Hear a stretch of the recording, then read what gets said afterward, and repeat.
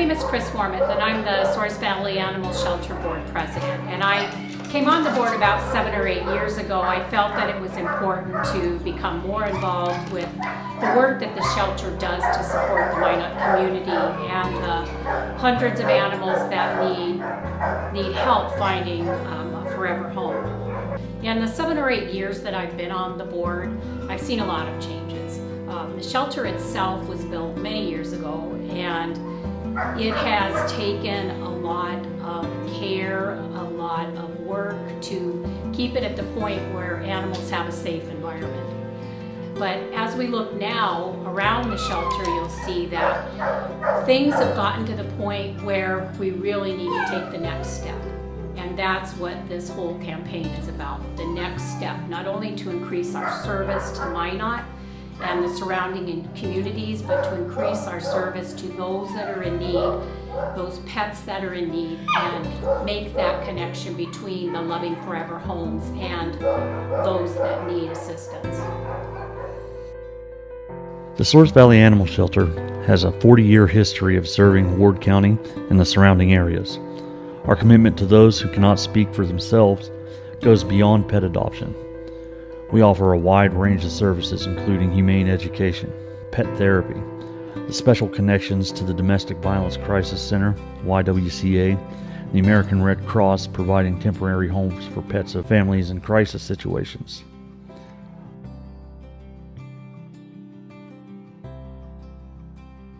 My name is Jill McDonald. I'm the Executive Director of Domestic Violence Crisis Center in Minot.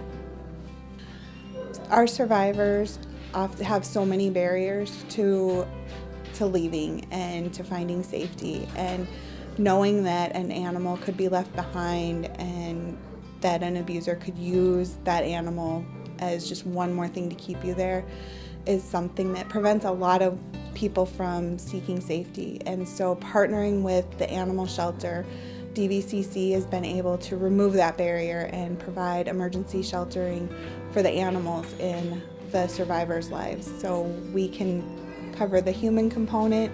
The animal shelter helps cover the animal for a period of time until a plan can be made, and that brings huge peace of mind to survivors, and it's one less thing for them to worry about during a really challenging time in their life.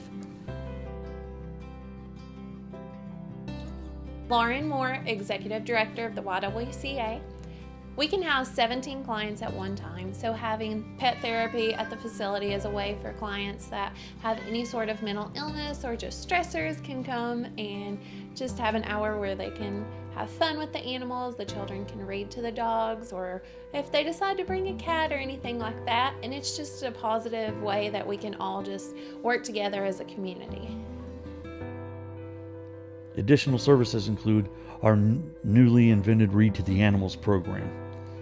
This program was established in June of 2016 and was developed with the idea that children can lose 25% of their comprehension skills over the course of a summer if they aren't actively reading. This gives the children a fun, interactive way to continue reading, and it also increases the socialization skills of all the animals at the animal shelter. Magic City High School's Key Club took interest in our Read to the Animals program and raised over $400 to buy new books, shelving, and seating. My name is Christine Siebold, and I've been with the animal shelter for 22 years, and I am the shelter manager. With our current air exchange system that we have right now, if we were to have a sick cat or a sick dog outbreak in one area, the other existing animals that are in that room are all sharing the same air. It's just being recycled, that same air. So a normal cat cold could balloon from one cat having it to now the entire room has been exposed to it because our air exchange system is just cycling that. Yeah, we wind up with a lot of outbreaks of ringworm because of that, because it flutters and it can get caught on the hair, and then we've got the same system circulating all of that. So 1 or 2 cats coming in with ringworm can wind up with us having 3 isolation rooms that have ringworm cats in them because of our air exchange.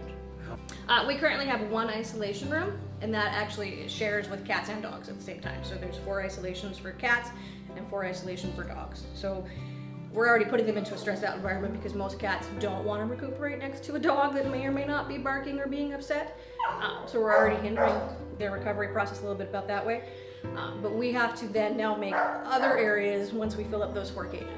So we've had to use, we have a back bathroom that we've used for isolation. We have the garage area, which is actually our garage, our storage, our laundry room, kind of all in one. As well as we've had to take over and use some of our adoption rooms as cat isolation areas. Having a spay and neuter clinic in-house would be able to expedite how fast we could adopt out animals to the community. Sometimes we wait a week, week and a half to 2 weeks from the date that the animal was adopted to the time that the animal can be spayed and go actually home with their owners. Right now, as far as the winter, and obviously we have a pretty cold winter being where we are, when the dogs go outside for potty break, they're only going out there for a few moments to go out and go to the bathroom. So they're going outside into kennels. There's nowhere to exercise them, and they don't want to go for long walks during the wintertime. It's not safe for them. It's not safe for the volunteers or the staff that are walking them. So there's really virtually little exercise that happens right now in the wintertime for some of these dogs. As to where if we had a multi-purpose room that was, enclosed and built into attached to the building, those dogs would then be able to go back there and have exercise. And the more exercise they have, the better they are about being able to be adopted. With our current layout, as far as where everybody is housed at and where all the equipment is, it can get a little cumbersome sometimes when we're trying to move around. The staff have to do a lot of maneuvering to get through some of the spaces that they have. When you're using a multi-room that has, it has laundry in it, it has storage, it now has, animals that you're housing in that room. There's a lot of supplies, there's a lot of stuff that we have to step over that we need it to, be able to function in that multi-room. But at the same time, the staff are having to go around it and put stuff back to be able to do stuff. We have a couple rooms where the rooms and the doors are kind of coming unhinged and they're falling apart. As well as we have a lot of rusty areas where the doors are rusting. The hoses get caught on those and rip. Staff can sometimes, get hurt trying to get them off of whatever might be stuck on those rusty parts. Through the hard work and dedication of many, the Souris Valley Animal Shelter has become one of the most well-regarded animal care facilities in the state of North Dakota. Souris Valley Animal Shelter is an advocate for animals. We speak for those who cannot speak for themselves. We shelter and care for lost and unwanted pets. We find lifelong loving homes for every adoptable pet. We implement spay-neuter programs. We promote responsible pet ownership through humane education.